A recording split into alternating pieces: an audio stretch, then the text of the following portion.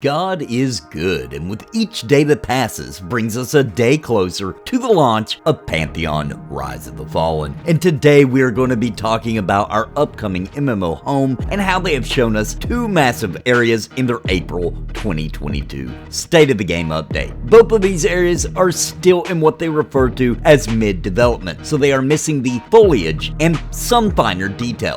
But in their current state, with just a tiny bit of imagination, you can see just how awesome they are. From the Ascent up, the Daedrym, and its dungeon at the very top to the VERY Kelethin inspired treetop city of Sorhiryth, there is a lot to get excited about. And the community was very enthusiastic, not only because Sorhiryth is so reminiscent of a favorite classic MMO, EverQuest, but also because we're seeing new areas getting developed very fast, just as we had hoped would happen after the conversion to HDRP. Alright, let's dive in and start out with Daedrym Ascent. This is a brand new area shown off called Daedrym Ascent. It's in Wild's End, and it is a very angular, steep area rising up from the Wild's End. The climb up can have multiple ways that you and your party can attempt to do, but regardless of what creative ways that you decide to get to the top, there will be many dangers. From the creatures you will have to battle, to the Talon Blade as well,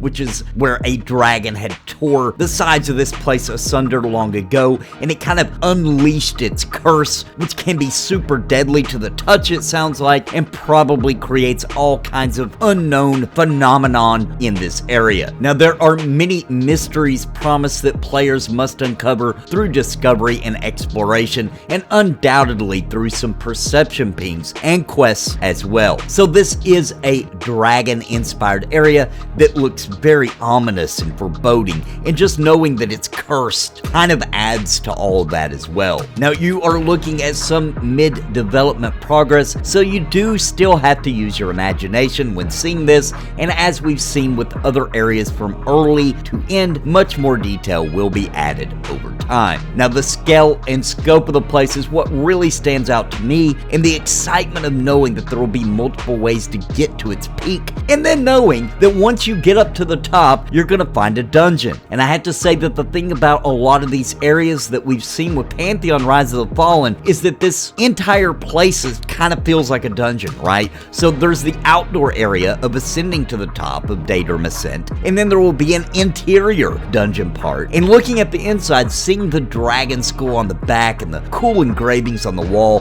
many are speculating that this place will likely deal with dragon cultists, which I have to agree with. There are pyres for worship you see here in the lobby, I'll call it, here when you first enter, and we only got to see like this very entrance area, right? They're not going to show us a whole lot. They're not going to spoil it. I mean, we could see later on where they actually run through some of this dungeon, but you got to understand these places are so huge that even if we see some of it, you're not going to understand the full feel of these giant dungeon labyrinth areas. And because you have to climb so far up, this place is literally sticking up into the sky. I would assume that the dungeon probably goes down all the way through this cliff, and probably, I have a feeling there will be an exit somewhere in Wild's End as well. Now, if they'll make that to where it's just for exit purposes, unless you have a ridiculously high climbing skill. See, that's the thing about Pantheon Rise of the Fallen. In this MMO, you can climb. It just depends on your skill level and being able to do that and your endurance and that kind of thing. So even if they do make like there's a drop off, so it's only an exit, someone with a high enough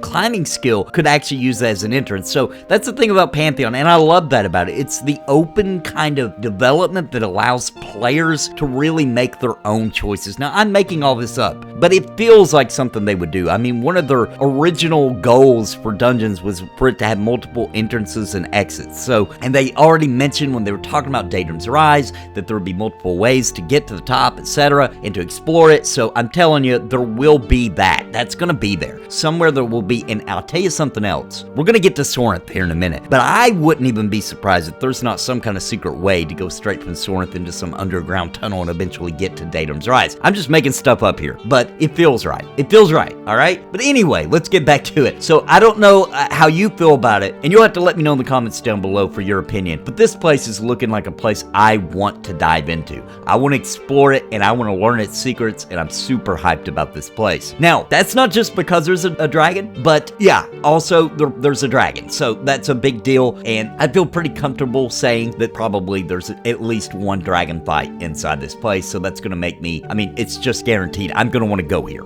Whatever level content this is, I'm gonna want to go here. I'm gonna want to explore it. This is gonna be an obsession place for me because I freaking love dragons. Now, we have to look at Sorhiryth now. This is the Pantheon Rise of the Fallen version of Kelethin, basically. And it absolutely floored me. I mean, the nostalgia, the beauty, and the detail is just incredible, and really has me knowing that I will absolutely have to create a halfling one day just to run around and enjoy this place in all of its splendor. Real quick before we continue, I want to give a major shout out to the members of Napalm. Thanks to their contributions, I can get the equipment and gear that I need to keep this channel ticking, covering MMOs, RPGs, and of course, puppets. If you're interested in becoming a member of Napalm, please click the join button down below. It would be greatly appreciated. And a very special major shout out to the Lords of Napalm, Bounty Code, We Toke Bitcoins, Jared Woodhouse, Daimlos, and Farthest Reach. Thank you for your highest tier membership.